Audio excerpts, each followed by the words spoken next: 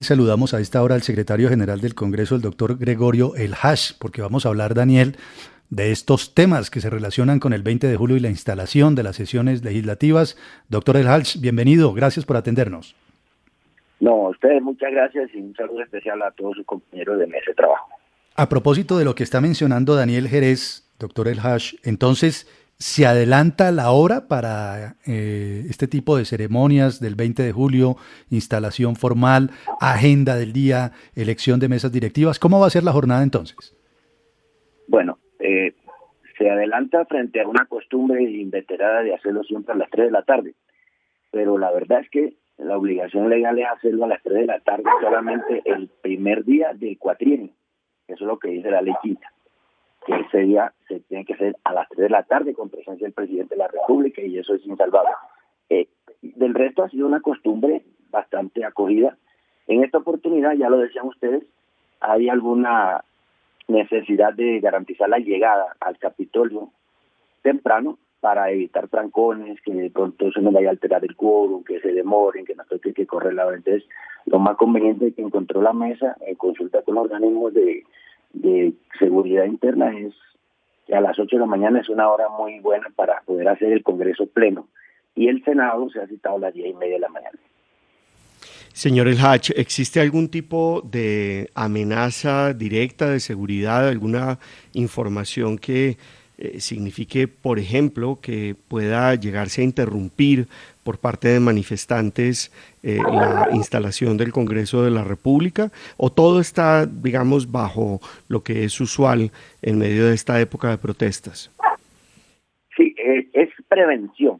No, que yo sepa, no hay ningún dato, al menos no lo manejo. La Secretaría que coordina la seguridad no tiene información sobre ese tópico. Existen también pues los otros organismos que no dependen de nosotros.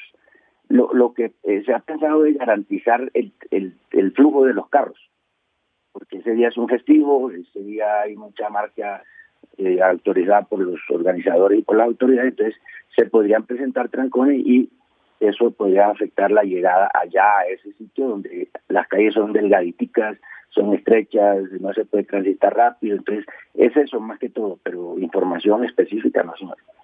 Ahora, doctor Gregorio El Hash, entonces, si le entendí bien, a las 8 de la mañana va a realizarse el Congreso en pleno. Estoy leyendo textualmente lo que usted dijo, y a las 10:30 está citado el Congreso. ¿Eso significa que desde qué hora van a permitir el ingreso al Congreso? Desde las 7 de la mañana está abierto los puntos de llegada. Ellos llaman el 9 y el 16 para que lleguen por allí caminando. No va a haber carros en los parqueaderos internos ni en los sótanos, no va a haber funcionarios en los dos edificios, todo va a fluir como muy rápido, pero también obedece a la necesidad de evitar las aglomeraciones. Todavía estamos con las restricciones severas necesarias de lo del COVID, y por eso se va a hacer en varios recintos de Senado y de Cámara. Entonces eso implica que no debe haber mucho flujo de personas, por eso solamente se dejó solo para congresistas. ¿Definitivamente se prohíbe el acceso a la prensa? El acceso está garantizado como en todas las sesiones virtuales por las informaciones que salen a través del canal Congreso, de los canales de YouTube y los periodistas internos. Fue la instrucción que dio la mesa directiva conjunta, Senado y Cámara, para garantizar también ese aspecto del recorrido de las personas, que a veces se trata de subir más allá de lo permitido el número de personas presentes en los recintos. Esos recintos son cerrados, no tienen ventilación natural, entonces eso también es parte de las preocupaciones de la mesa.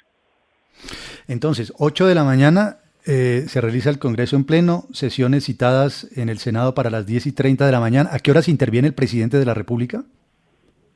El orden del día es himno nacional, habla el presidente que va a instalar, luego el presidente del Senado, que es su última intervención como presidente. No, perdón, estoy diciendo mal. Presidente de la República, luego los representantes de la oposición, declarada como oposición al gobierno, y luego el presidente del Senado. ¿Y cómo se van a desarrollar las reuniones para las elecciones de las juntas directivas, por decirlo así, de las mesas directivas de las distintas comisiones? ¿Cómo van a ser? Bueno, Sí, señor. Yo te hablo de Senado, pero creo que el esquema es igual en Cámara. Nosotros vamos a utilizar 3 recintos que fueron habilitados legalmente como recintos de sesiones. Que son el recinto conocido, donde están todas las curules, el Salón de la Constitución, que allí caben 45 personas garantizando el distanciamiento, y el Salón de Apoyo, que es el que está contiguo al recinto, que ese sí tiene ventilación natural. Entonces, en esos 3 recintos caben los congresistas que asistan, va a ser presencial, entonces aspiramos a que los 106 que vienen actuando participen.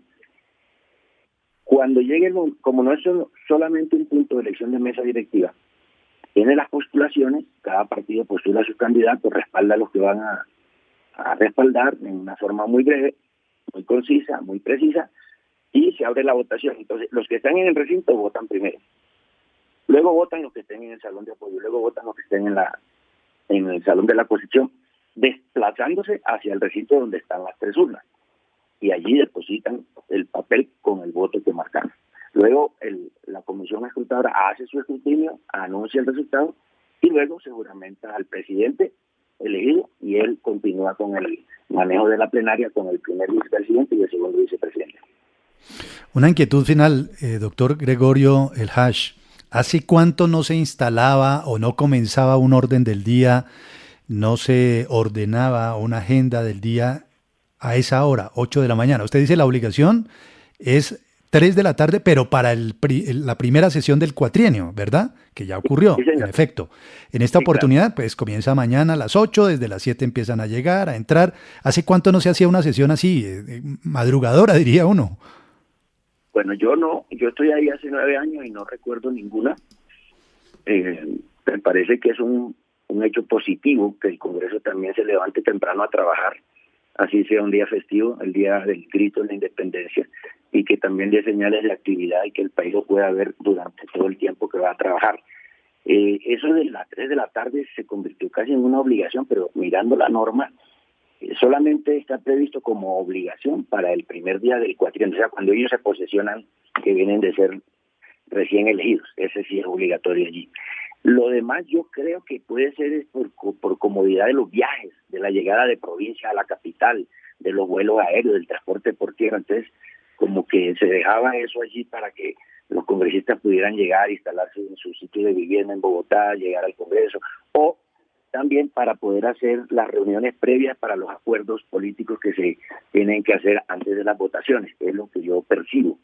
Pero igual vamos a trabajar y vamos a ser eficientes y vamos a estar de cara al país para que vea que tiene un Congreso activo y dinámico.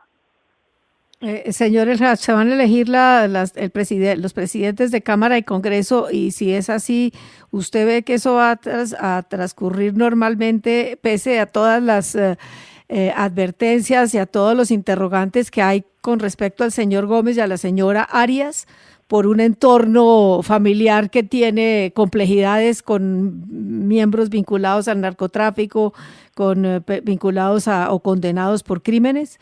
¿Eso se va a llevar a cabo así o hay posibilidades de que esto se revierta?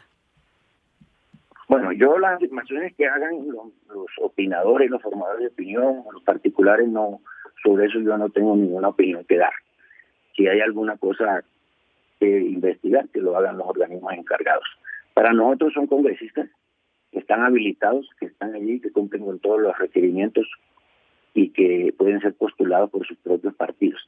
A ese respecto, hay unos acuerdos, unos compromisos desde que empezó el cuatrienio en cómo se tiene que turnar los partidos para presidir Senado, Cámara y para ocupar las primera y segunda vicepresidencias en Senado y Cámara.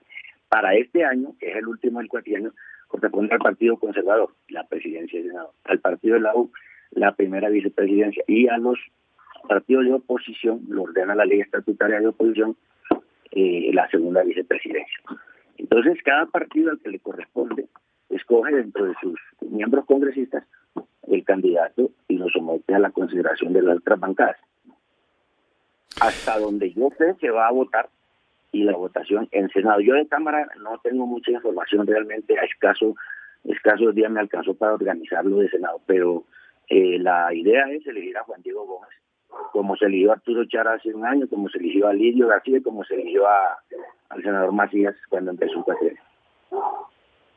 Pues, señor Gregorio El Hash, gracias por estar con nosotros y por contarnos detalles de cómo va a ser la jornada de mañana en la instalación de las sesiones del Congreso. Es usted muy amable.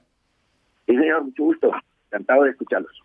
Lo Tengan un mismo, buen día. secretario general del Congreso. A las 8 de la mañana se va a realizar entonces el Congreso en pleno. Las sesiones están citadas para Senado a las 10:30 de la mañana. Se va a alterar el orden del día. Hace tiempo no se veía una situación de esta naturaleza. El propio secretario general del Congreso dice que es un hecho positivo que el Congreso se levante temprano a trabajar y que puede ser un mensaje importante sobre el Congreso que esté madrugando en este festivo al inicio de las sesiones. Y María Elvira, pues, inquietudes sobre quiénes van a estar dirigiendo tanto Senado como Cámara, ¿no? Con Sí, algunas es que críticas y requerimientos, ¿no? sí, muy duras además. Ahora, si bien es cierto que los delitos no se heredan, los delitos de sangre no se heredan, de todas maneras uno siempre se pregunta por qué tienen que escoger a las personas que tienen unos entornos turbios. El entorno de la señora Arias, que va a asumir la presidencia de la Cámara, es tenebroso. Y el del señor Gómez, pues también tiene a su padre, descanse en paz, porque creo que se murió recientemente, también vinculado a un entorno que no es propiamente santo. Entonces uno dice, ¿por qué será que nunca escogen o que por qué escogen siempre gente que tiene alrededor cuestionamientos? ¿Por qué no ciudadanos libres de toda sospecha? Ellos y sus entornos. Estamos acostumbrados a que todo se va pasando, una tolerancia con la corrupción, una tolerancia con el delito de los entornos de los que nos representan y los seguimos eligiendo. Y yo no sé, a mí me queda toda esa inquietud de que es que si seguimos tolerando eso, pues esto no va a acabar nunca. Porque sí, los delitos no son heredables, pero uno viene de un entorno, si uno viene de un entorno contaminado, pues mejor no lo elijamos. Vamos a ver entonces cómo se da la ratificación mañana de esas escogencias, de esas elecciones, de esas selecciones que se van a dar mañana en el marco de la instalación de las sesiones del Congreso de la República. Son en este momento en Colombia las 9 de la mañana, 4 minutos. Actualizamos en unos instantes las noticias de Colombia y el mundo aquí en RCN Radio.